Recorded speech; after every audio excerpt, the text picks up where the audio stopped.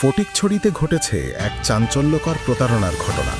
রহস্যময় কৌশলে সম্মোহন করে এক ব্যবসায়ীর কাছ থেকে হাতিয়ে নেওয়া হয়েছে প্রায় 10 লাখ টাকা। বিস্তারিত জানাচ্ছেন আমাদের প্রতিনিধি সানজিদা রহমান।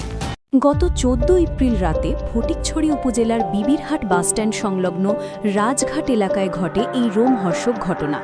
ভুক্তভোগী ব্যবসায়ী মোহাম্মদ সালিম অভিযোগ করেন, রাত আনুমানিক 9টার দিকে ফকিরের বেশে এক অজ্ঞাত ব্যক্তি তার দোকানে প্রবেশ করে।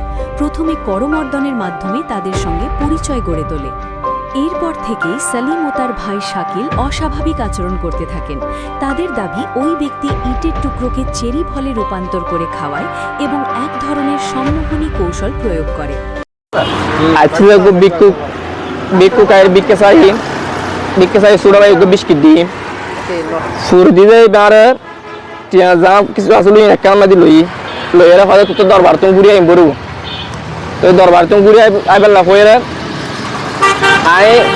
জঙ্গার যাতে অতিক্রম করছি, জঙ্গার ফরতো আরে বেশ কয়েকবার টিয়ে করি নিরাপদ স্থানত আর নতিয়ে যাইতে যাইতে প্রায় দরবার কাছাকাছি গেইব। দরবার ঢুকিবার আগে করে ইমাদি মানুষজন আসিল, এই সে করে টিয়ে এলাম।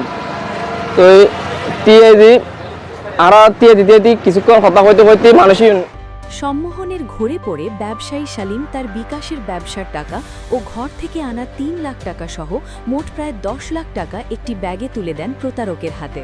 পরে প্রতারক তাদের মাইজ ভান্ডার দরবার শরীফে নেওয়ার কথা বলে পথিমধ্যে একটি নির্জন স্থানে নিয়ে কৌশলে টাকার ব্যাগসহ পালিয়ে যায়। ঘোর কাটার পর তারা নিজেদের একা পেয়ে দ্রুত নাজিরহাট মেডিকেল সেন্টারে চিকিৎসা নেন এবং পরে থানায় লিখিত অভিযোগ দায়ের করেন।